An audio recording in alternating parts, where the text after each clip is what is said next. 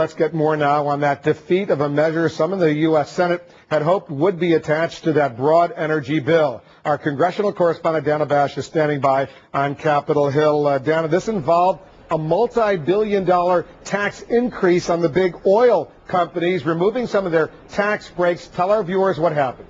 That's right. This would have been tax breaks for new sources of fuel, new sources of energy like ethanol and even wind, and oil companies would have picked up the tab. It was a major part of the Democrats' energy plan: promote research on green sources of fuel by taxing big oil companies. Republicans blocked it. Stick it to the big boys. Okay, we're going to stick it to the big boys. $32.1 billion worth of taxes. And what will it do for us? Will it change the price at the gas pump in America today? No. The defeat was a setback for senators attempting to overhaul U.S. energy policy by bolstering alternative sources of fuel instead of the oil industry Congress has supported for years. It's time to stop the major oil companies from fleecing taxpayers when they drill for oil on public lands. After 2 weeks of debate, the fate of energy reform, a Democratic priority, is unclear, and the halls of Congress are bustling with activists putting pressure on senators from all sides, especially on the controversial issue of fuel efficiency standards for cars.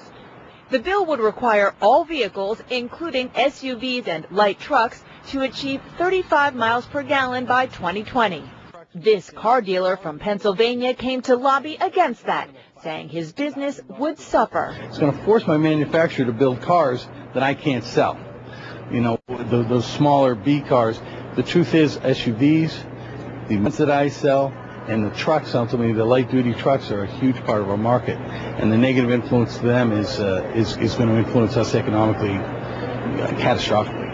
But environmental groups are working senators just as hard, especially Democrats, who promised to reduce greenhouse gases. Unfortunately, there are a number of members of Congress who perhaps receive a lot of campaign contributions from coal companies who seem to sort of be stuck in the backward-looking energy policies of the past, rather than sort of, really relying on American ingenuity. Despite the fact that tax breaks for renewable energy will not be in this bill, the Senate did clear a major procedural hurdle. They voted to continue debate on this energy bill, and the Senate Majority Leader Wolf told reporters just a short while ago he does think at this point this energy bill is actually likely to pass.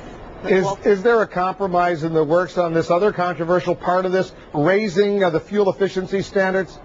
There is, and this is actually really a wild card in this debate, Wolf. This fuel efficiency standard really is at the core of the bill, and major players here, the auto industry, which is very powerful, they are backing their senator from Michigan, Democrat Carl Levin, and they have been pushing to try to essentially weaken the standard that is in this to raise fuel efficiency for cars and light trucks.